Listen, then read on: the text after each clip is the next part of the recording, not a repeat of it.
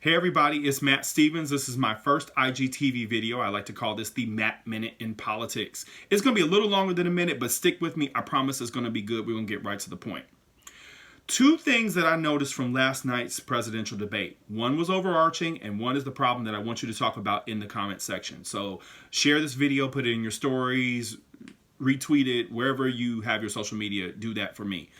Follow me on IG. If you're not doing that already, I'm also on Twitter at MrPruneJuice, Mr. Prune Juice, at Mr. Prune Juice on Twitter.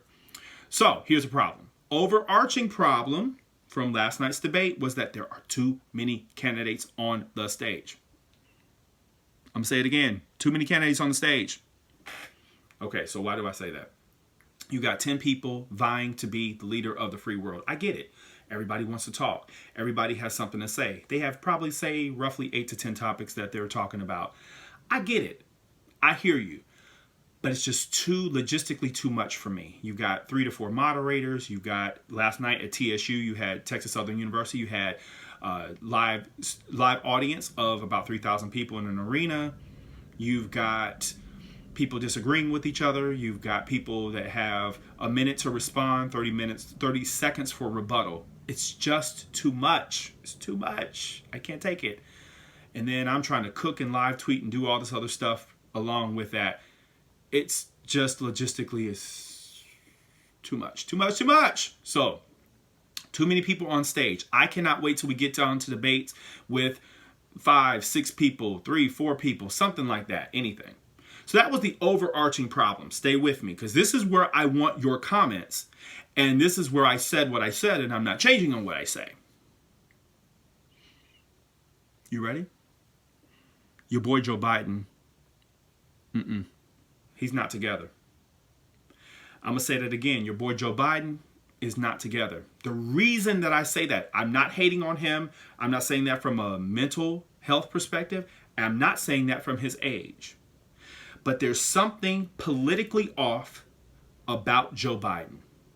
The Uncle Joe that we knew for 8 years in the White House, vice president to the first black president ever, beloved uncle, somebody you could go have a beer with. He was super cool, showing up in the memes on Twitter and all social media.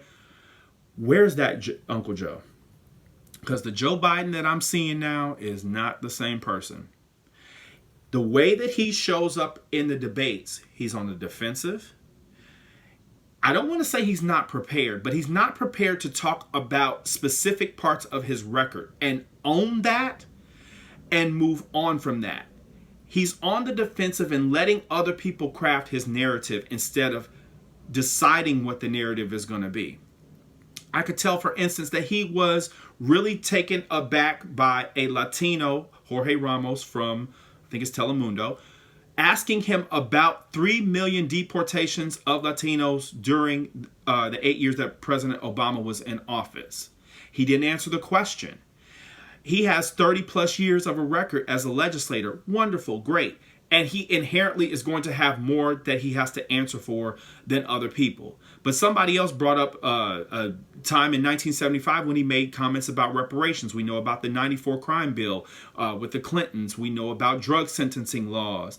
We know about his vote for the Iraq War in 2003. There's a lot of stuff that I think that as a professional politician, I'd expect him to show up a little bit better on. And he's just not doing that. He's, like I said, he's argumentative. He doesn't seem that he is really playing the field with the other candidates. And I'm going to leave you with this final note about Joe Biden. The reason that he's doing this, and I'm calling this the front runner syndrome. Somebody else may have called it front runner syndrome. That's fine, whatever.